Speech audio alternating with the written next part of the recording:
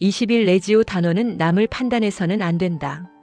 레지오 단원은 외적으로 드러나 보이는 자세뿐만 아니라 이 민감한 문제에 대한 지침을 마음속에서 명확하게 새겨두어야 한다. 단원이 이웃 사람들을 판단하거나 자신의 생각과 행동이 마치 다른 모든 이들이 따라야 하는 표준이나 되는 듯한 태도를 보인다면 이는 레지오의 사명에 비추어 볼 때 매우 모순된 일이다.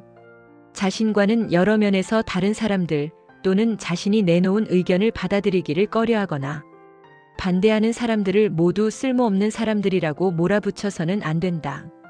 비판을 받을 만한 행동을 하는 사람들이 많이 있기는 하지만 레지오 단원은 그들을 지탄하는 비평가가 되어서는 안 된다.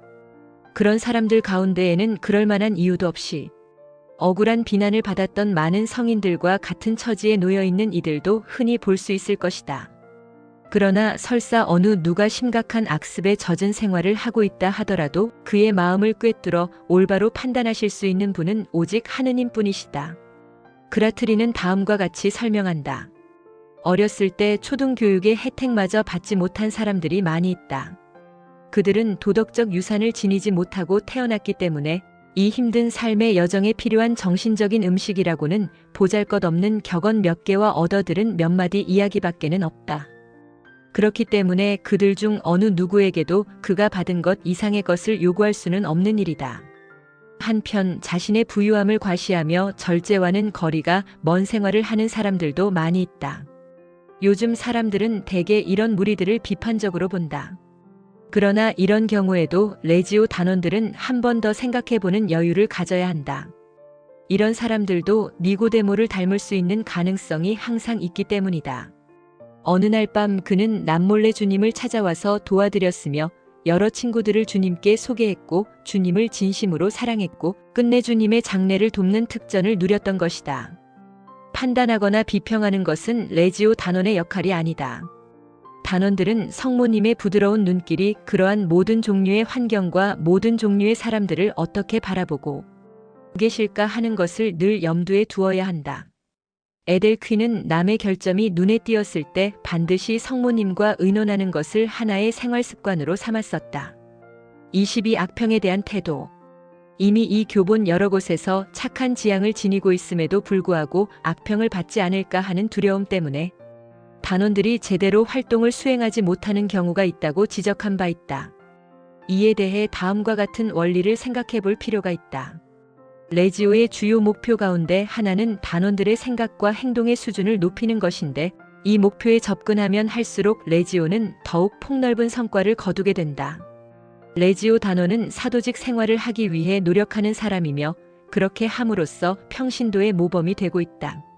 사람들은 다른 사람들의 행동을 보고 감명을 받았을 때 본능적으로 자신도 그 행동을 따라 해보려는 속성을 지니고 있다. 그리하여 각자의 삶 안에서 각자가 지닌 독특한 모습으로 그 모범적 행동에 가깝게 접근하고자 노력하게 된다. 이때 만일 많은 사람들이 선한 마음으로 그 모범을 따르고자 힘쓰는 모습들을 보인다면 그것은 그 모범이 바르고 훌륭한 것임을 입증하는 것이다. 그러나 일반적으로 더 흔히 볼 수 있듯이 사람들이 다른 이들의 모범이 될 만한 행동을 있는 그대로 받아들이지 않고 오히려 다른 의견을 말하거나 비평을 가한다면 이는 그 모범이 완전치 못함을 드러내는 것이다. 즉 수준이 낮은 모범에 대해서 일반 대중은 쉽게 자극을 받고 불평을 털어놓게 마련이다. 그런데 이러한 이견과 불만을 결코 나쁘다고 생각해서는 안 된다. 이와 같은 일반 대중의 불만은 건전한 반응이기 때문이다. 즉 불만을 위한 불만이 아니라 발전을 위한 불만이며 실제로 이 불만이 곧 향상을 가져온다. 따라서 만일 어떤 모범이 아무런 반응도 일으키지 못했다면 결국 그 모범이 훌륭한 본보기가 되지 못했음을 말해주는 것이다. 그러므로 레지오 단원의 활동이 다소의 비평을 불러일으킨다 하더라도 그 방법상의 잘못 때문에 비난을 받는 것이 아니라면 그다지 염려할 필요가 없다. 사도직 노력을 지배하는 다음과 같은 또 하나의 큰 원리를 항상 마음속에 새겨두도록 하자. 즉 오직 사랑과 친절만이 사람을 정복하는 길이다. 자존심을 다치게 하거나 강요하지 않으며 조용하고 슬기롭게 모범을 보여주어야 한다. 오직 사람들을 정복하겠다는 생각만으로 공격을 가한다면 반발만 살 뿐이다. 조수의 보르시. 23. 결코 낙심할 필요는 없다. 때때로 영웅적이라 할 수 있을 만큼 오랫동안 정성을 다해 노력했음에도 불구하고 거의 결심을 맺지 못하는 경우가 있다. 레지오 단원들이 눈에 보이는 성과를 바라며 활동하는 것은 아니지만 혹시 아무런 성과도 나타나지 않는다 하여 불만에 차 있게 되면 결코 자신의 선익을 위해 도움이 되지 않는다. 곰곰이 생각해보면 단 한 번의 죄를 막는 것조차도 사실상 한없이 큰 일을 이루는 것이다. 왜냐하면 바로 그 작은 죄 하나가 또 다른 불행한 결과들을 연달아 일으켜 이 세상의 수많은 더 큰 죄악들을 퍼뜨리게 될지도 모르기 때문이다. 따라서 단원들은 그러한 생각으로 위로를 느끼며 스스로 용기를 내어 더욱 열심히 활동에 나서야 한다. 우주 공간에서는 아무리 작은 질량이라 해도 별들이 균형을 이루는 자연 법칙에 한 몫을 해냅니다. 그러므로 주님 종이 위를 달리는 저의 이 작은 펜이 일으키는 지극히 미세한 파장마저도 당신만이 아시고 헤아리시는 방법으로 우주의 동작과 연결되어 함께 공헌하며 그 일부를 이룹니다. 그런데 그와 똑같은 현상이 지성의 세계에서도 일어납니다. 사상은 지성의 세계 안에 살아있으며 참으로 복잡한 현상을 보입니다. 이 지성의 세계는 물질의 세계보다 훨씬 위대하고 광대하고 풍부하며 그리고 가장 다양한 복합체 안에서 통일되어 잘 짜여져 있는 세계입니다. 물질의 세계와 지성의 세계가 이러하다면 이 두 세계보다 무한히 위대한 도덕의 세계에서도 모든 것은 오직 당신께서 헤아리시는 방법으로 움직여짐을 잘 알고 있습니다. 조수의 보르시 죄는 이 도덕의 세계를 흔들어 놓을 뿐만 아니라 그 세계에 속한 사람들의 영혼에 상처를 입힌다. 물론 그 상처는 우리 눈으로 볼 수 있는 것이 아니다. 그러나 어떤 사람이 다른 사람을 죄로 끌고 들어갈 때 때때로 그 연결 고리의 첫 매듭이 우리의 눈에 띄기도 한다. 그리고 그 고리의 다음 매듭이 설사 우리 눈에 띄지 않는다 해도 죄는 죄를 낳는다.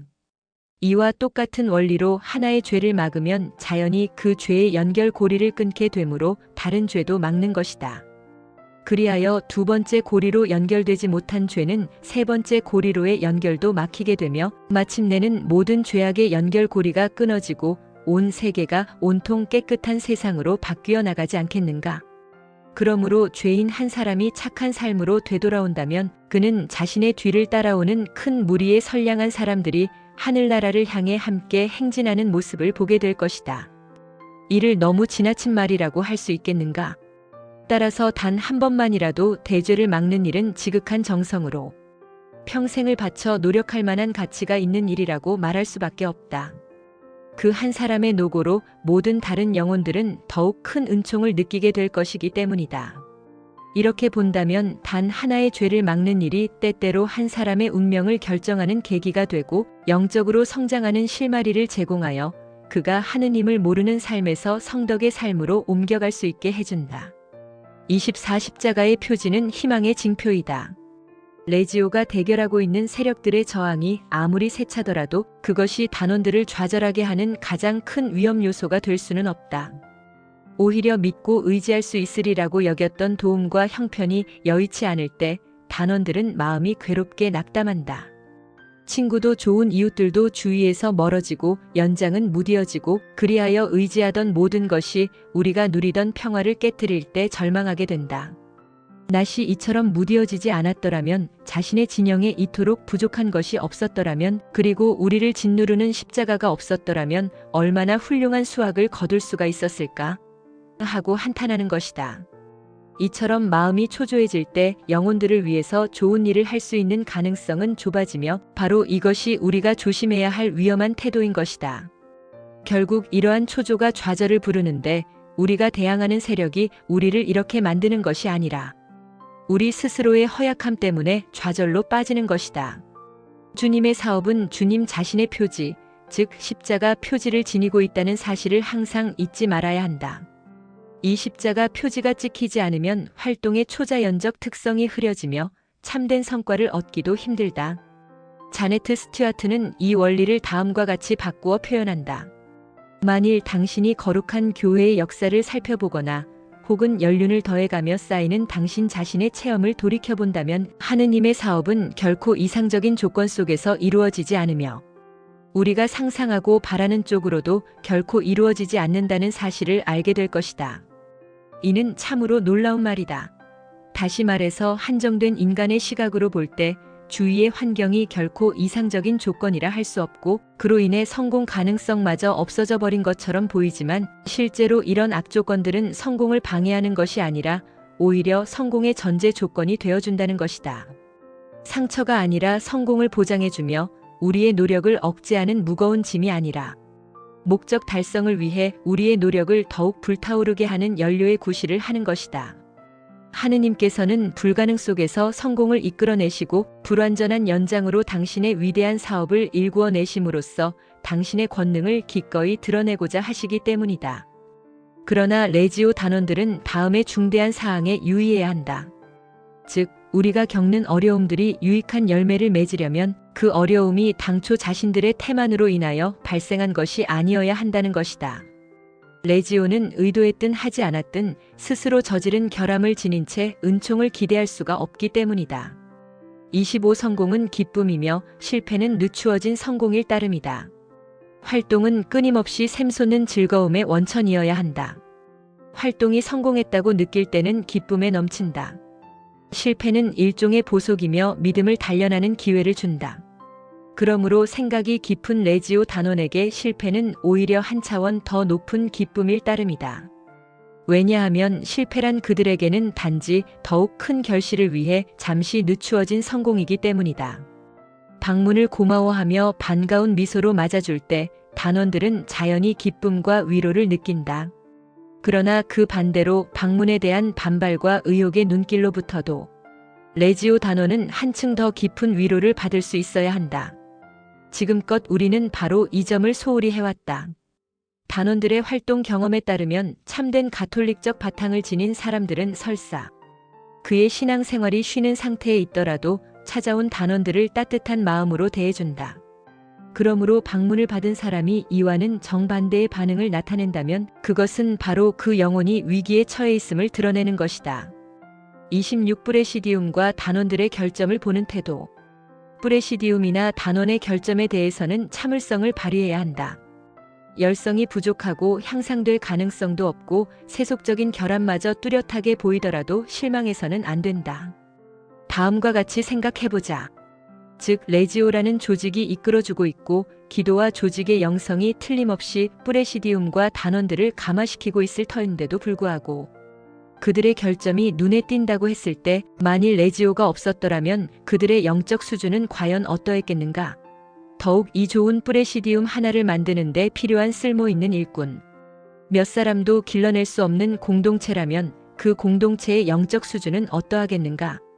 분명한 것은 이러한 사람들의 영적 수준은 어떠한 대가를 치르더라도 향상시켜야 한다는 것이다. 이 일을 해낼 수 있는 최선의 사실상 유일한 방법은 사도직이라는 누룩을 그들 안에 집어넣어 그들 모두가 온통 부풀어 오르도록 마태 13:33 만드는 일이다. 그러므로 끈질긴 인내와 온화한 태도로 활용할 수 있는 많은 사도직 일꾼들을 양성해야 한다. 일반적으로 가톨릭 정신은 서서히 성장한다. 그러니 어찌 사도직 정신이 당장에 성숙하기를 바랄 수 있겠는가? 실망하면 이 유일한 치유법마저 사라지고 만다. 27살이 사욕을 추구해서는 안 된다.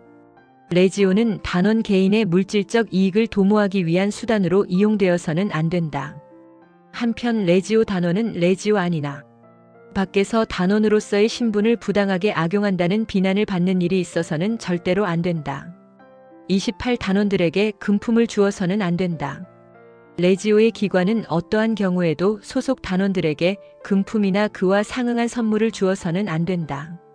그러한 행위를 묵인하게 되면 횟수가 잦아지고 재정적 부담을 가져오게 된다. 이 규칙은 반드시 지켜져야 한다. 특히 레지오가 기꺼이 단원으로 맞아들이는 사람들 가운데는 경제적으로 여유가 별로 없는 사람들이 많다는 사실을 비추어 볼 때 더욱 그러하다. 따라서 프레시디움이나 기타 모든 레지오 조직체가 소속 단원과 관련된 특별한 행사에 대해서 축복이나 위로를 표시하고자 할 때에는 영적 꽃다발로 대신하는 것이 마땅한 일이다. 29 레지오 안에 차별이 있어서는 안 된다. 일반적으로 레지오는 지역의 특정 계층이나 특정 집단의 한정된 단원들만으로 프레시디움을 설립하는 데 반대한다. 그 이유는 다음과 같다. 가 단원 자격을 제한하면 프레시디움은 배타적으로 흐르게 되어 결과적으로 공동체의 형제애를 위태롭게 만든다. 나 새 단원 모집을 보면 대체로 단원이 친구를 입단시키는 경우가 제일 좋은 방법으로 되어 있다. 그런데 프레시디움이 특정 부류의 사람들로 구성되어 배타적이 되면 이러한 친구들의 입단이 어렵게 된다. 다 각기 다른 생업에 종사하는 단원들로 구성된 프레시디움이 가장 효과적이라는 사실이 거의 예외 없이 입증되고 있다. 30다리를 놓는 일을 목표로 삼아야 한다. 레지오는 세상의 분열을 일삼는 자들이나 수없이 많은 악의 세력들과 맞서 싸우는 일에 그 뚜렷한 목표를 두어야 한다. 이 싸움은 레지오의 기본 단위인 프레시디움 안에서부터 먼저 시작되지 않으면 안 된다.